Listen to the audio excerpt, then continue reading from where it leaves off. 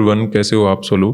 तो यहाँ पे अगर हम ट्रेड करने के लिए चार्ट को देखते हैं तो ओपन होते ही कहीं ना कहीं मार्केट ने पॉजिटिव मोमेंटम करना शुरू कर दिया है और इस चार्ट के अकॉर्डिंग हम करना चाहते हैं कि हमें कोई सेलिंग का ट्रेड मिल जाए, क्योंकि अभी मार्केट ऊपर जा रहा है और कोई रिजेक्शन का कैंडल नहीं बना रहा, थोड़ा सा रुक जाते हैं।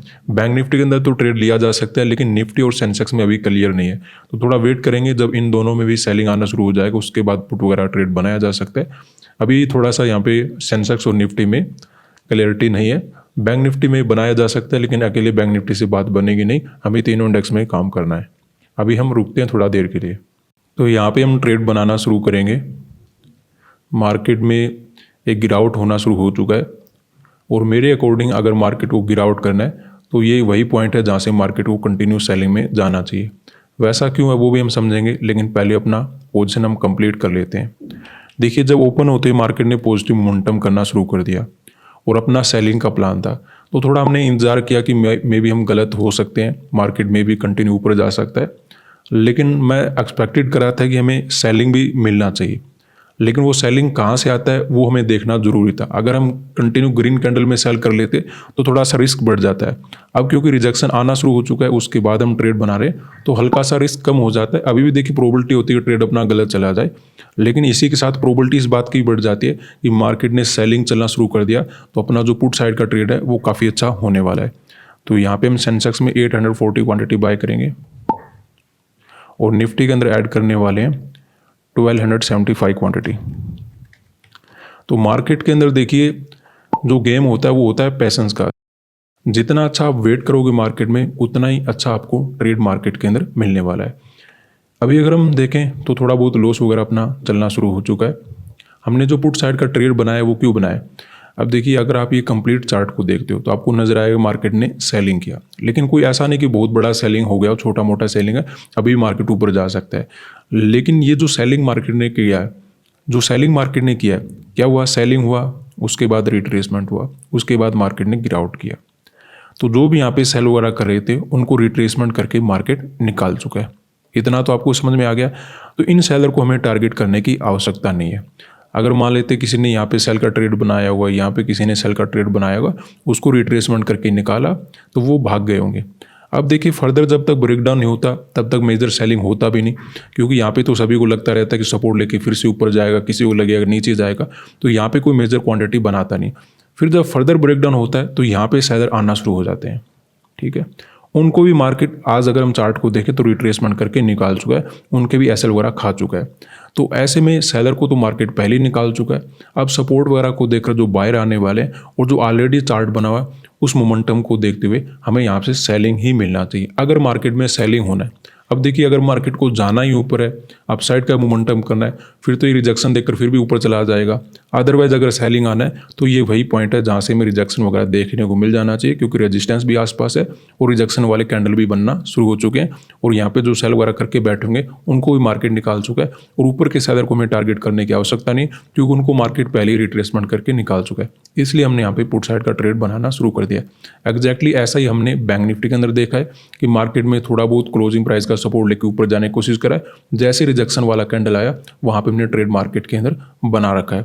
अब क्योंकि इसने जो क्लोजिंग दिया था वो 55,000 के नीचे ही दिया था, तो थोड़ा बहुत उनको निकाला है, उसके बाद मार्केट ने गिरावट करना शुरू कर दिया। ये छोटा मोटा ट्रैप बनाकर मार्केट गिरावट कर रहा है, तो मोमेंटम जो हमें मिलेगा डाउन साइड का काफ़ी अच्छा मिल सकता है, लेकिन उसके लिए हमें ब्रेकडाउन वगैरह की आवश्यकता होगी। एग्जैक्टली ऐसा ही हमें सेंसेक्स के अंदर नजर आ रहा है। एक रिट्रेसमेंट दिया, उसके बाद नेगेटिव मार्केट के अंदर मोमेंटम हुआ, यहाँ पे जो सेलर आए होंगे उनको रिट्रेसमेंट करके निकाला। अब मार्केट में जो एक्चुअल में मोमेंटम होना है वो होना शुरू हो चुका है। तो यही होता है मार्केट में, मोमेंटम हुआ, रिट्रेसमेंट हुआ, मोमेंटम हुआ, रिट्रेसमेंट हुआ, और अब मार्केट में फिर से सेलिंग होना शुरू हो चुका है। तो ये काफ़ी अच्छा चार्ट है, मार्केट के अंदर में कंटिन्यू गिरावट देखने को मिल सकता है। उसके अकॉर्डिंग हमने पुट साइड में ट्राई किया। अभी देखिए, डायरेक्टली अगर हम ट्रेड बनाते, जब मार्केट ऊपर जा रहा था वहीं पे अगर हम ट्रेड बनाना शुरू कर देते तो फिर उसमें गलती हो सकती थी, मे बी मार्केट धीरे धीरे करके बढ़ता रहता। तो हमें ये भी देखना था कि रिजेक्शन भी आना चाहिए, रेजिस्टेंस के आसपास होना चाहिए, तो फिर हम मार्केट के अंदर सही हो सकते हैं। तो एक अच्छा सेलिंग चलना शुरू हो चुका है, प्रॉफिट भी हमें काफ़ी अच्छा नज़र आ रहा है। वेट करेंगे, इस प्रॉफिट से अभी हम बुकिंग नहीं करने वाले, एक बड़ा प्रॉफिट यहाँ पे बनाया जा सकता है। तो यहाँ पे अपनी ट्रेड में अच्छा लॉस चलना शुरू हो चुका है, लेकिन हमें जिस प्रकार का प्रॉफिट नज़र आ रहा था, ऐसा लग रहा था कि हम आराम से प्रॉफिट बना पाएंगे, लेकिन वैसा ना करके मार्केट ने फिर से ऊपर चलना शुरू कर दिया। अब देखिए, अगर ये रेजिस्टेंस को क्रॉस नहीं करता है फिर तो हम दोबारा से सेलिंग देख पाएंगे। अदरवाइज अगर ये रेजिस्टेंस को क्रॉस करता है तो फिर मार्केट ज़्यादा ही पॉजिटिव हो जाएगा, क्योंकि जैसे हमने शुरुआत में डिस्कस किया था कि मार्केट को अगर गिरावट करना है तो यहीं कहीं से हमें गिरावट हो जाना चाहिए। अगर ये रेजिस्टेंस को क्रॉस कर देता है तो फिर हम मार्केट में ट्रेंड के अकॉर्डिंग गलत हो जाएंगे, वहाँ पे वैसे भी अपना ट्रेड गलत जाने वाला है। लेकिन अगर यहीं कहीं से मार्केट में फिर से गिरावट होना शुरू हो जाता है तो ज़्यादा प्रॉब्लम नहीं होगी, थोड़ा बहुत मार्केट में छोटे छोटे मोमेंटम होकर आराम से हमें कंटिन्यू सेलिंग मिल जाएगा। लेकिन ऐसा ना करके ये ब्रेकआउट वगैरह कर देता है तो फिर वो मार्केट के अंदर अपनी पोजीशन को हम बचा नहीं पाएंगे, उसमें हमें निकलना पड़ेगा। तो देखते हैं, बैंक निफ्टी तो अभी भी नेगेटिव है, थोड़ा मुझे निफ्टी और सेंसेक्स के ऊपर डाउट है कि ये क्या करने वाले हैं। तो अभी तो लॉस ही चल रहा है, देखते हैं क्या होता है। तो यहाँ पे देखिए हम कुछ ना कुछ प्रॉफिट में आ चुके हैं। सेंसेक्स और निफ्टी का तो इंतजार रहेगा, लेकिन बैंक निफ्टी में काफ़ी अच्छा प्रॉफिट चलना शुरू हो चुका है और इवन इसने अपने क्लोजिंग प्राइस का ब्रेकडाउन वगैरह कर दिया है। अब जैसे जैसे ब्रेकडाउन होकर और ज़्यादा सेलिंग मिलेगा, हमें अच्छा बेनिफिट मार्केट दे सकता है। वैसे हमें सेंसेक्स और निफ्टी का वेट करना होगा, लेकिन ये अभी भी अपने आप को ऊपर ही होल्ड करने की कोशिश करें। तो यहाँ पे एक ऐसा मोमेंटम हो सकता है, देखिए ब्रेकआउट और ब्रेकडाउन के बाद ही कुछ क्लियर होगा कि मार्केट में क्या होने वाला है। जब तक ये छोटी सी रेंज है मार्केट में, इसके बीच में कुछ भी होता रहे, ग्रीन कैंडल बने, रेड कैंडल बने, उनसे कुछ होने वाला है नहीं, ना ही वहाँ पे हमें क्लियरली पता लगेगा कि मार्केट एक्चुअल में कैसा मोमेंटम देने वाला है। ये अगर ब्रेकडाउन हो जाता है तो मार्केट के अंदर प्रॉफिट बनाएंगे, अगर ये ब्रेकआउट होता है तो मे भी हमें लॉस वगैरह लेकर जाना पड़े।